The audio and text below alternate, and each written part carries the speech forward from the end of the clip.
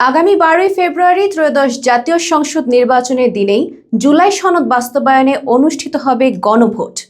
এই দিন আলাদা ব্যালটে ভোটাররা যে গণভোটে ভোট দিবেন সেখানে সুনির্দিষ্টভাবে খুব অল্প করে মাত্র 4টি বিষয় লেখা থাকবে। এই সনদ বাস্তবায়নে ভোটারদের সমর্থন আছে কিনা সে প্রশ্নে হ্যাঁ অথবা না ভোট দিবেন ভোটাররা।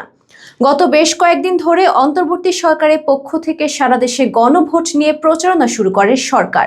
প্রথমে সরকারের পক্ষ থেকে শুধুমাত্র গণভোট নিয়ে নিরপেক্ষ অবস্থান থেকে প্রচারণা শুরু হয়। পরে অবশ্য সেই অবস্থা থেকে সরে এসে সরাসরি হ্যাঁ ভোটের প্রচারণা শুরু করেন। কয়েকদিন আগে প্রধান উপদেষ্টা অধ্যাপক মোহাম্মদ ইউনূস এ নিয়ে রেডিও টেলিভিশনে প্রচারের জন্য একটি ভিডিও বার্তাও দেন। সেখানে হ্যাঁ ভোট দেওয়ার আহ্বান জানিয়ে অধ্যাপক ইউনূস বলেন, হ্যাঁ ভোট দিলে বৈষম্য, শোষণ ও নিপীড়ন থেকে মুক্ত হবে দেশ এবং নতুন বাংলাদেশ গড়ার দরজা খুলে যাবে। সংস্কার কমিশনের রিপোর্ট, দফায় দফায় রাজনৈতিক দলগুলোর সাথে বৈঠকের পর গণভোটে মোট 84টি সংস্কার প্রস্তাব অন্তর্ভুক্ত রয়েছে।